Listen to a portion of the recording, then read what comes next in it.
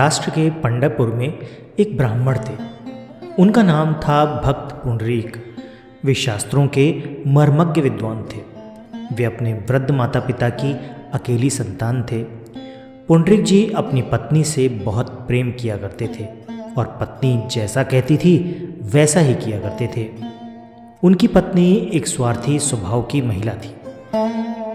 वो अपने सास ससुर के साथ ना तो उचित व्यवहार करती और ना ही उनकी उचित देखभाल किया करती थी।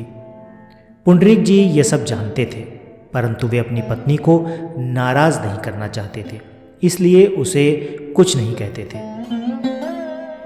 एक बार पुंडरीक जी के माता पिता ने गंगा स्नान की इच्छा व्यक्त की। वे बोले, बेटा, हम वृद्ध हो गए हैं, परंतु हमें अभी तक गंगा जी के दर्शन नहीं हुए, इसलिए हमें जीवन में एक बार तो गंगा स्नान कराने ले चलो। पुंडरीक जी ने पूछा, गंगा स्नान के लिए आप कहाँ जाना चाहते हैं? माता पिता बोले, हमें काशी ले चलो। काशी में गंगा स्नान भी हो जाएगा और भगवान विश्वनाथ के दर्शन भी हो जाएंगे। वापसी में काशी से प्रयागराज आ जाएंगे और वहाँ पर त्रिवेणी संगम में स्नान करके अपने घर वापस लौट आएंगे। पुंडरीक जी ने सोचा, माता पिता वृद्ध हैं, अभी कह रहे हैं तो इनकी बात मान लेते हैं। पुंडरीक जी ने हामी भर दी। जब पुंडरीक जी की पत्नी को पता चला कि वे माता पिता के साथ गंगा स्नान के लिए जा रहे हैं तो वो बहुत नाराज़ हो गई। वो पुंडरीक जी से बोली, आपने माता पिता को गंगा स्नान के लिए ले जाने से पहले मुझसे क्यों नहीं पूछा? मैं भी आपके साथ चलूँगी। पुंडरीक जी बोले, चलो, ये तो बहुत अच्छी बात है, हमें भी तुम्हारा वियोग नहीं सताएगा और मार्ग में बड़े आनंद से चलेंगे।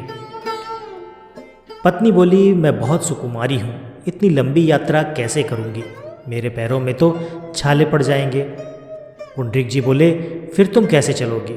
पत्नी बोली, मैं आपके कंधे पर चढ़कर चलूँगी। पुंडरीक जी बोले, कोई बात नहीं, मार्ग में थोड़ा सा चल लेना, जब थक जाओ तो हम तुम्हें अपने कंधे पर बिठा लेंगे। अब उन सभी ने मिलकर यात्रा शुरू कर दी।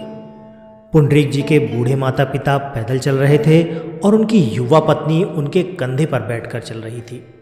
पुंडरीक जी ने अपनी पीठ पर सामान भी लाद रखा था। मार्ग में कुछ दूर चलने पर पुंडरीक जी के माता पिता बोले, बेटा, हमें भी सहारा देकर ले चलो, नहीं तो हम गिर जाएंगे। पुंडरीक जी बोले, अब इतना तो संभव नहीं कि हम आप सभी को कंधे पर बिठा लें।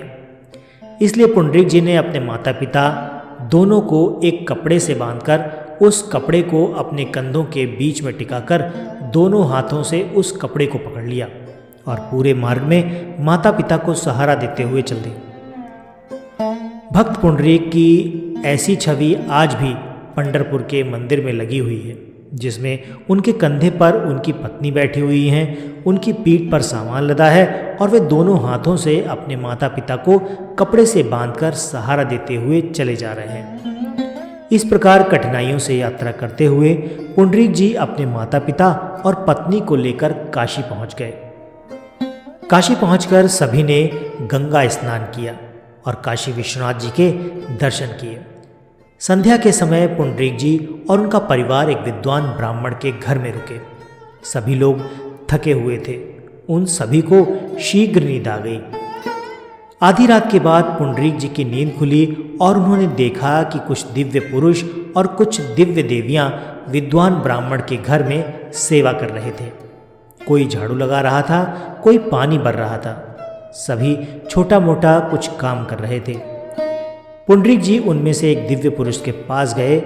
वे देखने में एक बहुत ही तेजस्वी राजा के समान दिखाई दे रहे थे। पुंडरीक जी ने उन्हें नमस्कार किया और उनसे पूछा, श्रीमान, आपका परिचय क्या है? आपके जैसा दिव्य पुरुष मैंने पहले कभी नहीं देखा। वे दिव्य पुरुष बोले, पंडित जी, मैं तीर्थराज प्रयाग हूँ। ये सुनकर पुंडरीक जी चौंक गए।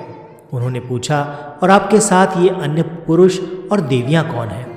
वे दिव्य पुरुष बोले, ये सभी अलग अलग तीर्थ हैं और ये देवियां गंगा, यमुना, नर्मदा, सरस्वती, कावेरी आदि पवित्र नदियां हैं।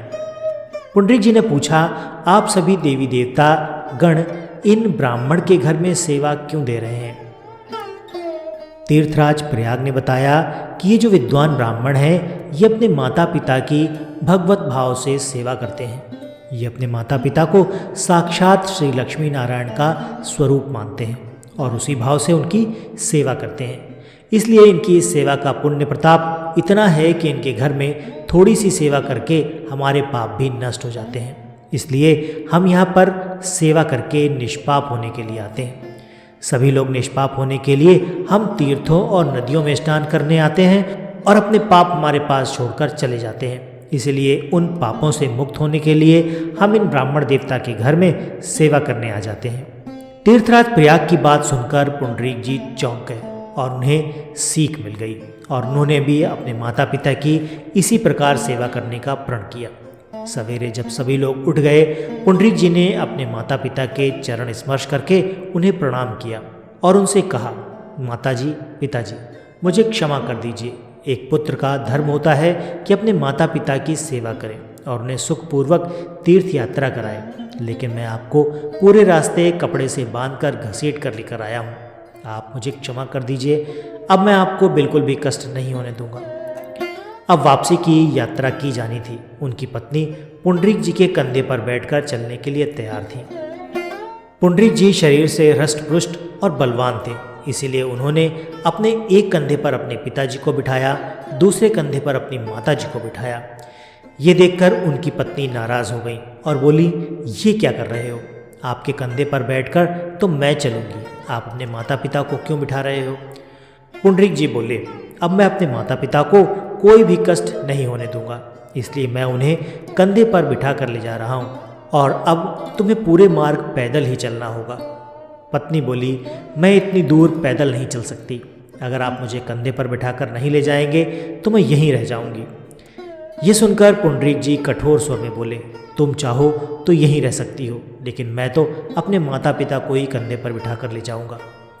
ये सुनकर पत्नी समझ गई कि अब पुंडरीक जी ने अपने माता पिता की सेवा करने का निश्चय कर लिया है, इसलिए अब वो उसकी एक नहीं सुनने वाले। इसलिए पत्नी उनके साथ पैदल ही चलने को तैयार हो गई।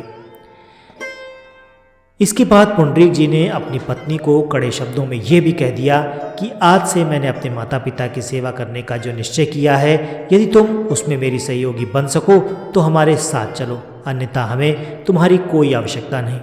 तुम यहीं रह सकती हो और हम अकेले ही हमारे माता पिता की सेवा भी कर लेंगे, क्योंकि आज से हमने अपना बचा हुआ जीवन अपने माता पिता की सेवा में समर्पित करने का निश्चय कर लिया है।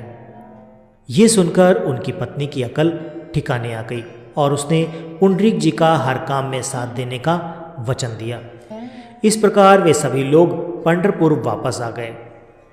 घर आकर पुंडरीक जी परम प्रेम से अपने माता पिता को श्री लक्ष्मी नारायण का साक्षात स्वरूप मानकर उनकी सेवा करने लगे। उनकी पत्नी भी इस काम में उनका साथ देने लगी।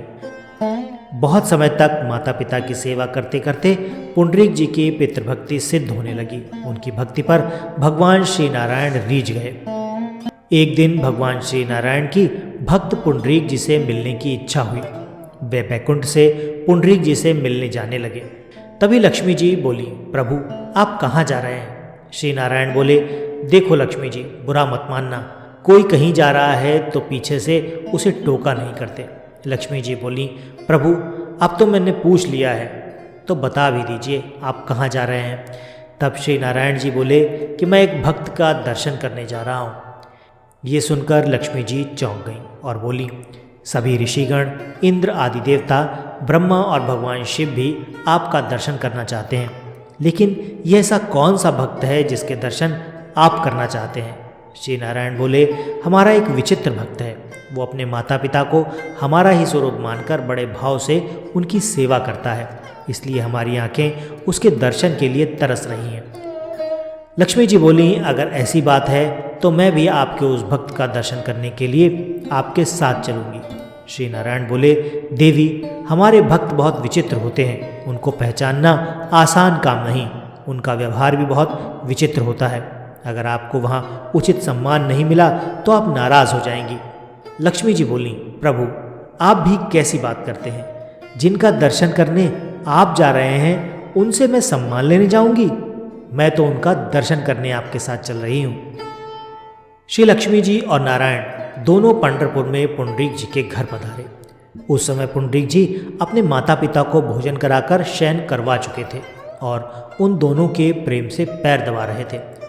पुंडरीक जी ने लक्ष्मी नारायण जी के साक्षात दर्शन प्राप्त किए, परंतु वे उनका स्वागत करने के लिए नहीं उठे। वे अपने स्थान पर बैठे बैठे ही अपने माता पिता के चरण दबाते रहे। ये देखकर लक्ष्मी जी थोड़ी नाराज हो गईं।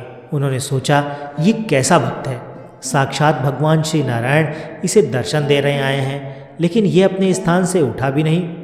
इसने स्वागत तो छोड़िए, नमस्कार भी नहीं किया।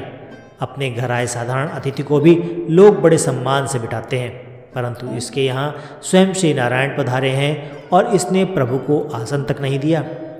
श्री नारायण जी लक्ष्मी जी को देख रहे थे कि उन्हें क्रोध आ रहा है। उन्होंने आंखों के इशारे से पुंडरीक जी से बात की और उन्हें समझाया कि लक्ष्मी जी को गुस्सा आ रहा है क्योंकि वो हमारा सम्मान चाहती हैं। पुंडरीक जी समझ गए और उन्होंने अपने पास पड़ी एक ईंट श्री नारायण जी की ओर फेंक दी और कहा, आप इस आसन के ऊपर खड़े हो जाइए। श्री नारायण उस ईंट पर खड़े हो गए। कुछ देर बाद जब पुंडरीक जी के माता पिता को नींद आ गई तब वे उठे और उन्होंने भगवान श्री लक्ष्मी नारायण को साष्टांग प्रणाम किया। तब भगवान बोले, भक्त जी, हमारा उचित सम्मान न होने के कारण देवी लक्ष्मी आपसे कुछ नाराज है। इनके मन में कुछ दुविधा है, इसलिए आप इनकी शंका का निवारण कीजिए कि आपने हमारा सम्मान क्यों नहीं किया। तब पुंडरीक जी बोले, प्रभु आप बुरा ना मानिएगा, हमने तो आपको बुलाया नहीं, तो आप ये बताइए कि आप यहाँ पर क्यों आए हैं। तब भगवान श्री नारायण बोले, तुम्हारी जो अपने माता पिता के प्रति भक्ति है, उस भक्ति से रीझ कर हम तुम्हारे पास आए हैं। तब पुंडरीक जी ने हाथ जोड़कर कहा, प्रभु, जिन माता पिता की सेवा के फलस्वरूप आप श्री लक्ष्मी नारायण स्वयं चलकर मेरे घर पधारे हैं, यदि मैं उन माता पिता की सेवा छोड़कर आपका सम्मान करने आता तो आप उसी समय अंतर्ध्यान हो जाते। ये सुनकर देवी लक्ष्मी और भगवान श्री नारायण दोनों मुस्कुरा दिए और बोले, भक्तराज, हम तुम्हारी भक्ति से बहुत प्रसन्न हैं, इसलिए हमसे कुछ वरदान मांग लो। पुंडरीक जी बोले, आप माता पिता की सेवा करने वालों पर कितने प्रसन्न रहते हैं, ये बताने के लिए जिस प्रकार आपने मुझे दर्शन दिए, उसी प्रकार इसी स्वरूप में आप सभी प्राणियों को दर्शन दीजिए, और जब मेरे माता पिता सोकर जग जाएं तो उन्हें भी आप इसी मंगल स्वरूप का दर्शन देने की कृपा करें। श्री नारायण बोले, तथास्तु। ऐसा कहकर भगवान श्री नारायण उसी समय मूर्ति रूप में बदल गए, जिसमें भगवान उसी ईंट पर खड़े हुए हैं और अपने दोनों हाथों को कमर पर टिकाए अपने भक्त की प्रतीक्षा कर रहे हैं। आज भगवान श्री नारायण के उस स्वरूप को भगवान विट्ठल या पंढरीनाथ के रूप में पूजा जाता है और उसी स्वरूप में भगवान श्री नारायण सभी को दर्शन देते हैं।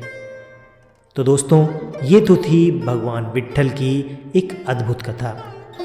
ये कथा आपको कैसी लगी कमेंट करके ज़रूर बताइए।